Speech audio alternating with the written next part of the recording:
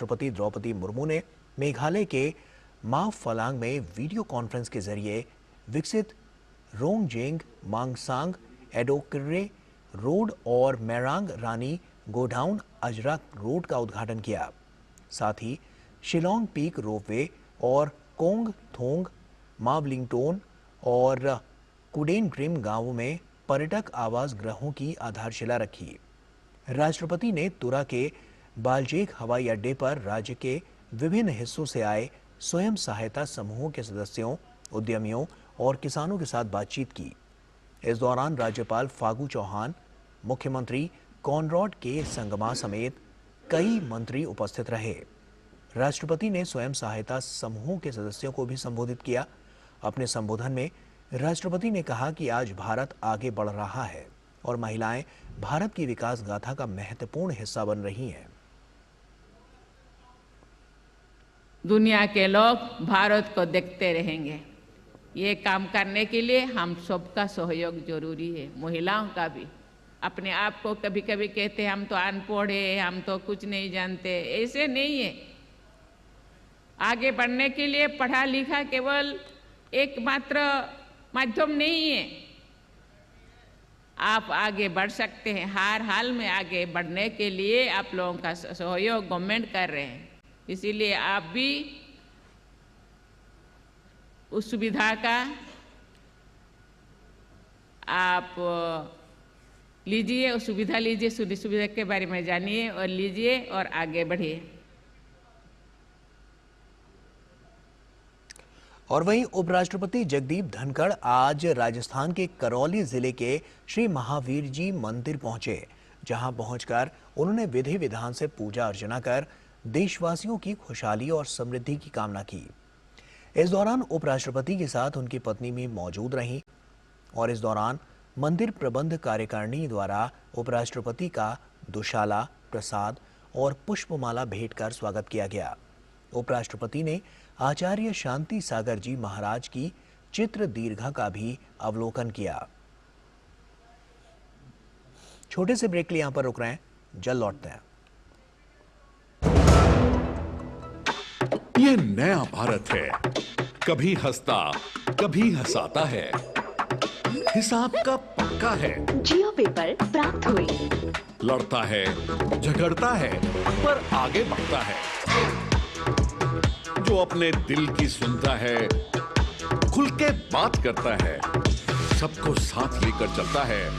इस भारत की अलग ही पहचान है। जुड़े नए भारत से, जियो भारत से। क्या आपके मन में जीवन समाप्त करने के विचार आ रहे हैं? क्या आप बेहद निराशा महसूस कर रहे हैं? सहायता के लिए टेलीमानस के 14416 पर संपर्क करें। ब्रेक के बाद एक बार फिर से आप सभी का स्वागत है। भाजपा द्वारा दीवार लेखन कार्यक्रम का आयोजन किया जा रहा है। इसी कड़ी में उत्तर प्रदेश के मुख्यमंत्री योगी आदित्यनाथ ने गोरखपुर में भाजपा के दीवार लेखन कार्यक्रम में हिस्सा लेकर पार्टी के चुनाव चिन्ह कमल बनाया। इस दौरान योगी आदित्यनाथ ने भाजपा कार्यकर्ताओं में जोश भरते हुए इस बार लोकसभा चुनाव में 400 पार का नारा दिया। एक नए कार्यक्रम, नए मतदाताओं के साथ प्रधानमंत्री जी का संवाद का कार्यक्रम होना है। प्रदेश के अंदर 3 बड़े वेदियां चुनाव पूर्व संपन्न होनी है और भी अनेक कार्यक्रम आएंगे, लेकिन याद रखना इन सब का मूल होगा पब्लिक से हमारा जुड़ाव और अपना बूथ प्रबंधन। जितना सशक्त होगा, जितना मजबूत होगा, उतना ही अधिक वोटों से हमारा प्रत्याशी विजयी होकर के जाएगा। और इसी विश्वास के साथ आज हम सब यहां पर फिर एक बार मोदी सरकार, फिर एक बार इस बार 400 पार, इस बार 400 पार। और प्रवर्तन निदेशालय ने राजस्थान के जल जीवन मिशन मामले में राजस्थान के पूर्व मंत्री महेश जोशी के ठिकानों पर छापेमारी की। मनी लॉन्ड्रिंग जांच में मंत्री महेश जोशी से जुड़े लोगों के परिसरों की तलाशी की जा रही है। जल जीवन मिशन में आज ईडी ने तीसरी बार छापा मारा है। इससे पहले भी जल जीवन मिशन घोटाला मामले में उसको लेकर ईडी की टीम ने राजस्थान में 25 जगहों पर छापेमारी की थी, जिसमें आईएएस सुबोध अग्रवाल के ठिकाने भी शामिल थे। भाजपा नेता राजीव चंद्रशेखर ने कहा है कि 65 साल से गरीबी हटाओ का जो नारा सुनने को मिला था, आज उन्हीं के नेता राहुल गांधी भारत जोड़ो न्याय यात्रा करके जनता को धोखा दे रहे हैं। उस समय की सरकारों ने जनता को धोखा दिया और आज भी कांग्रेस का यही हाल है। 65 साल गरीबी हटाओ का ढोंग, अन्याय लोगों पर, और पिछले 9 साल, 9.5 साल में प्रधानमंत्री मोदी जी ने उनके काम और उनके डट के काम के कारण, उनकी नीतियों के कारण और गरीब कल्याण का जो उनका फोकस रहा है, उसके कारण ये आज देखने को मिल रहा है।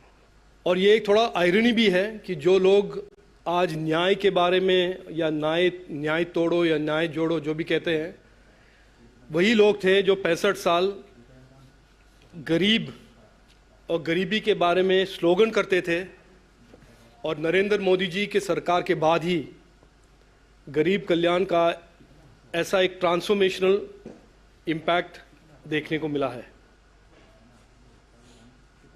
श्री कृष्ण जन्मभूमि विवाद में फिलहाल विवादित जगह का सर्वे नहीं होगा। सुप्रीम कोर्ट ने सर्वे के लिए एडवोकेट कमिश्नर की नियुक्ति के इलाहाबाद हाईकोर्ट के आदेश के अमल पर रोक लगाई। कोर्ट ने कहा कि सर्वे को लेकर हिंदू पक्ष की मांग स्पष्ट नहीं है। मस्जिद कमेटी की याचिका पर सुप्रीम कोर्ट ने हिंदू पक्ष को नोटिस जारी किया और 23 जनवरी तक जवाब मांगा है। इलाहाबाद हाई कोर्ट ने निचली अदालत में पेंडिंग सारे मुकदमों को अपने पास सुनवाई के लिए ट्रांसफर किया है। इलाहाबाद हाई कोर्ट आगे उस पर सुनवाई कर सकता है, पर सर्वे को लेकर हाई कोर्ट आगे नहीं बढ़ेगा। ज्ञानवापी मामले में सुप्रीम कोर्ट ने मस्जिद के सील किए गए वजूखाने की सफाई की हिंदू पक्ष की मांग को मंजूरी दे दी है। कोर्ट ने डिस्ट्रिक्ट मजिस्ट्रेट की निगरानी में सफाई की प्रक्रिया करने के निर्देश दिए हैं। मुस्लिम पक्ष की ओर से भी हिंदू पक्ष की इस मांग पर कोई ऐतराज नहीं किया गया। मध्यम ऊंचाई और लंबे समय तक ऑपरेशन में इस्तेमाल किए जा रहे सकने वाले पूरी तरह से स्वदेशी तापस ड्रोन परियोजना को डीआरडीओ जारी रखेगा। वैमानिकी विकास प्रतिष्ठान प्रयोगशाला इस पर काम करेगी। ड्रोन के डिजाइन में सुधार और इसकी क्षमता बढ़ाने पर काम किया जाएगा ताकि इसे अधिक ऊंचाई तक उड़ान भरने और सेवा आवश्यकताओं के लिए अधिक उपयुक्त बनाया जा सके। तापस ड्रोन का परीक्षण रक्षा बलों द्वारा किया जा चुका है। परीक्षणों के दौरान ये 28,000 फीट की ऊंचाई तक पहुंचने में कामयाब रहा और 18 घंटे से अधिक समय तक उड़ान का ट्रायल भी सफल रहा। एक परीक्षण में ड्रोन को कर्नाटक के चित्रदुर्ग में हवाई क्षेत्र से उड़ान भरने के बाद कुछ घंटों के लिए अरब सागर के ऊपर नौसेना अधिकारियों द्वारा संचालित किया गया था।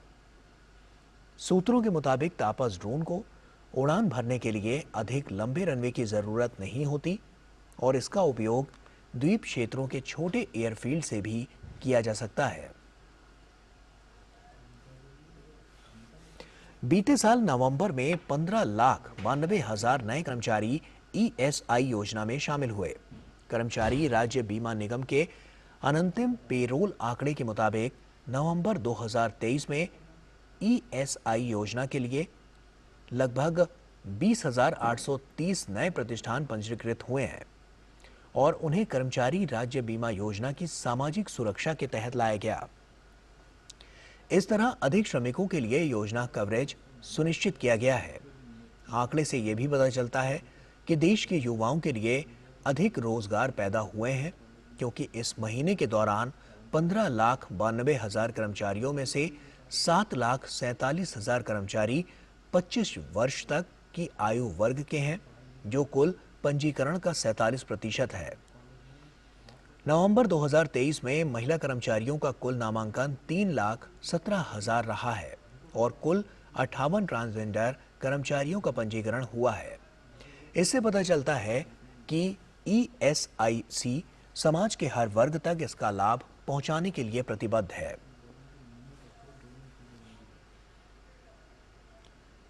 पूरे उत्तर भारत में बीते कुछ दिनों से कोहरे का घनी चादर वहां पर बनी हुई है और जिससे सामान्य जीवन अस्त व्यस्त हो गया है। कोहरे का असर सड़क, रेल और हवाई यातायात पर पड़ रहा है। मौसम विभाग का कहना है कि अगले 2 से 3 दिनों तक सुबह करीब 3 घंटे तक घना कोहरा रहेगा। घने कोहरे का असर पंजाब, हरियाणा, राजस्थान, दिल्ली, उत्तर प्रदेश, बिहार और पूर्वोत्तर में देखा जा रहा है। मौसम विभाग का कहना है कि अगले कुछ दिनों तक उत्तर भारत के कई राज्यों में शीतलहर जारी रहेगी। दिल्ली में 3 से 4 डिग्री तापमान अभी बना रहेगा। कैसा कोहरा बन रहा है, कब टाइम में बना, कितना लंबा टाइम रहा, कितना इंटेंसिटी रहा, तो हमारा जो प्रेडिक्शन है हम इंटेंसिटी देते हैं, डेंसिटी देते हैं। जैसे काल के लिए हम 2 से 3 घंटा डेंस फॉग बन सकता है सुबह, इसलिए ऑरेंज कलर रखे हैं दिल्ली में। मेनली जो है दिन का तापमान जो है कोल्ड डे, बिकॉज जो लो क्लाउड है, डेंस फॉग है वो रहेगा। और ये जो है मेनली पंजाब, हरियाणा, चंडीगढ़ और उसके साथ साथ जो बिहार का कुछ हिस्सा है यहाँ कोल्ड डे रहेगा। रात का तापमान अगर गिरता है तो कोल्ड वेव बोलते हैं, जो सुबह तक रिकॉर्ड होता है। और दिल्ली का अगर बात करें 3 से 4 डिग्री तापमान चल रहा है, जैसे सफदरजंग में 3.5 और 4 डिग्री लास्ट 4 to 5 डेज चल रहा है। तो cold wave condition likely to also ये जो जगह है ये सारे जगह में रहेगा, पंजाब, हरियाणा, चंडीगढ़, दिल्ली, उत्तर राजस्थान और पश्चिम उत्तर प्रदेश। और बुलेटिन में फिलहाल यहाँ एक छोटे से ब्रेक का वक्त हो गया है, जल्द लौटते हैं। ये नया भारत है, कभी हंसता कभी हंसाता है, हिसाब का पक्का है। जियो पेपर प्राप्त हुए। लड़ता है, झगड़ता है, पर आगे बढ़ता है। जो अपने दिल की सुनता है, खुल के बात करता है, सबको साथ लेकर चलता है। इस भारत की अलग ही पहचान है। जुड़े नए भारत से, जियो भारत से। ब्रेक के बाद एक बार फिर से आप सभी का स्वागत है। विकसित भारत संकल्प यात्रा के 2 महीने पूरे हो गए हैं। इस दौरान जन भागीदारी 15 करोड़ के पार हो गई है। मोदी की गारंटी वाली गाड़ी देश के कोने कोने में पहुंच रही है। इस दौरान यात्रा से जुड़ने वाले प्रतिभागियों की बढ़ती संख्या रिकॉर्ड कायम करती जा रही है। ये यात्रा 36 राज्यों, संघ राज्यों के 782 जिलों में पहुंच रही है। इस दौरान 9,350 शहरी क्षेत्रों और 2,18,345 ग्राम पंचायतों तक आईसी वैन पहुंच चुकी है। ताजा आंकड़ों के मुताबिक इस समय प्रतिभागियों की संख्या 15 करोड़ से अधिक हो चुकी है। इस यात्रा की सफलता का अंदाजा हर दिन बड़ी संख्या में जुड़ रहे नए प्रतिभागियों से लगाया जा सकता है। जन भागीदारी के मामले में उत्तर प्रदेश पहले नंबर 1 पर लगातार बना हुआ है और प्रदेश के हर जिले में मोदी की गारंटी वाली गाड़ी का जोरदार स्वागत किया जा रहा है। प्रदेश की राजधानी लखनऊ में विकसित भारत संकल्प यात्रा का आयोजन किया गया। इस मौके पर रक्षा मंत्री राजनाथ सिंह ने कहा कि पहले भारत को एक कमजोर और गरीबों का देश माना जाता था, लेकिन आज आप किसी भी देश में चले जाइए, भारत को कमजोर देश के रूप में नहीं देखा जाता, बल्कि एक मजबूत और शक्तिशाली देश के रूप में देखा जाता है। भारत को पहले सारी दुनिया में कमजोर भारत माना जाता था। ये कहा जाता था कि भारत या गरीबों का देश है, बेरोजगार नौजवानों का देश है। हमारे और आपके भारत के बारे में सारी दुनिया में यह धारणा बनी हुई थी। लेकिन आज दुनिया के किसी भी देश में चले जाइए बहने भाइयों, आज भारत को दुनिया का कोई व्यक्ति कमजोर भारत नहीं मानता है, दुर्बल भारत नहीं मानता है, बल्कि अब भारत को दुनिया का एक मजबूत और ताकतवर देश मानता है। और इसका श्रेय यदि किसी को दिया जाना चाहिए तो भारत के प्रधानमंत्री आदरणीय नरेंद्र मोदी जी को इसका श्रेय दिया जाना चाहिए। सड़क सुरक्षा, भारतीय सड़कें at 2030 raising the bar of safety विषय पर CII राष्ट्रीय सम्मेलन को संबोधित करते हुए केंद्रीय सड़क परिवहन और राजमार्ग मंत्री नितिन गडकरी ने कहा कि सड़क सुरक्षा के 4 E यानी कि engineering, enforcement, education and emergency medical service को मजबूत करने पर ध्यान केंद्रित करने के साथ साथ सामाजिक व्यवहार में बदलाव बेहद अहम है। Every hour, 53 road accidents and 19 deaths every hour. Actually, unfortunately, there is an increase in road accident by 12%.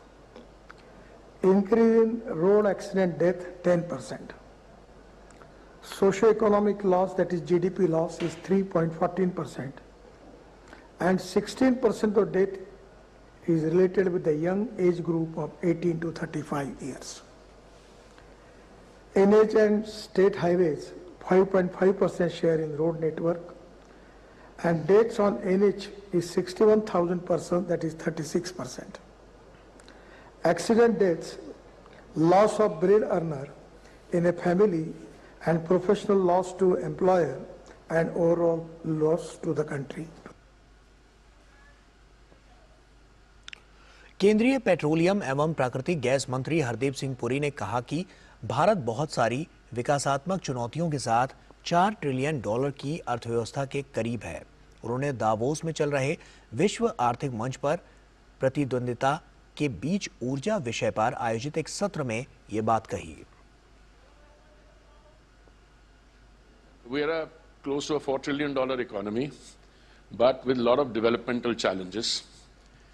That involves, and you referred to it as a fast-growing, I've also heard the word fastest-growing. Well, we are currently, I think the last 3 quarters, our rate of growth was upwards of 7.2, 7.3%. और इसी के साथ फिलहाल इतना ही। हमारी पूरी team को दीजिए इजाजत। आप बने रहिए डीडी न्यूज के साथ। नमस्कार।